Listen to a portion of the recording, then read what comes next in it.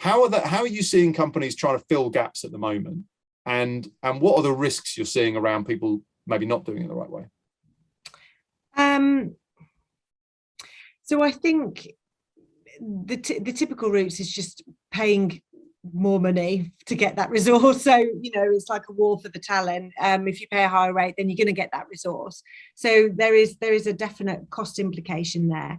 But like we've suggested before, to hide any of those rate cards or pre-employment checks or speed to deliver, they are absolutely pushing them under a services procurement, because it's just seen as one fixed amount, and you can create whatever the outcome as being what the service they're providing.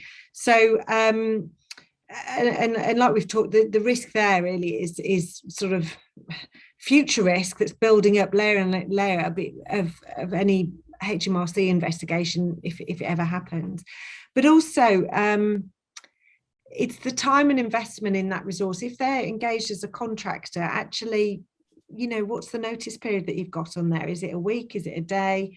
How engaged is that resource in your long-term need when they can actually just move on to something else as it transpires, or somebody else offers another rate? So it's securing that talent and that knowledge in the organisation. If that's the only route that you can get additional resource, you want it to be on your terms, not the contractor's terms. And really a contractor there is for a short-term flexible need and potentially niche skills, not a BAU.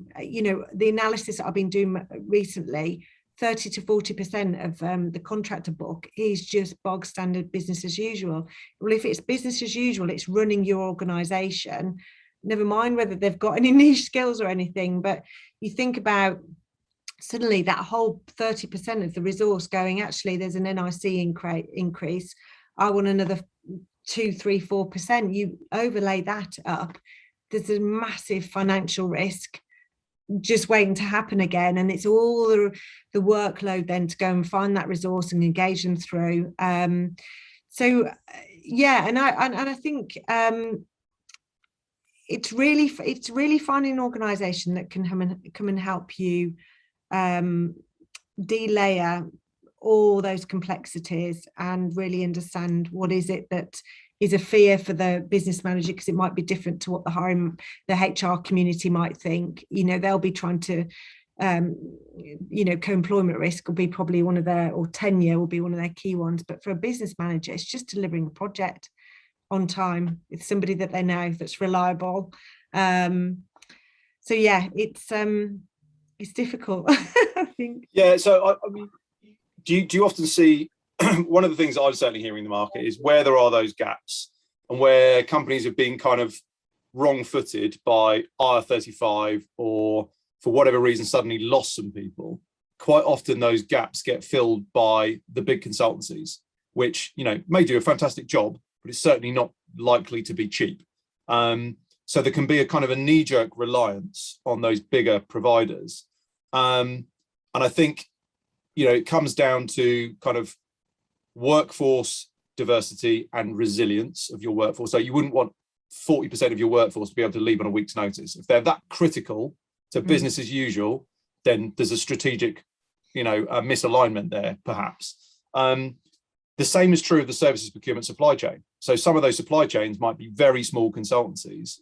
Some of them might be very large, everything in between, specialist service providers. Some of them may be even like, tiny micro service providers. If an organization can't see them properly and they don't have the ability to go out to them, then they don't have a resilient supply chain. Because if, for example, they fall out with a big provider, or that big provider is not working for them, or whatever it might be, they can't do the job. All of these things need to be visible. So in line with what you're saying, some parts of this chain, you could come from the outside and go, oh my God, this sounds like a complete nightmare. How the hell are we going to get on top of all of this?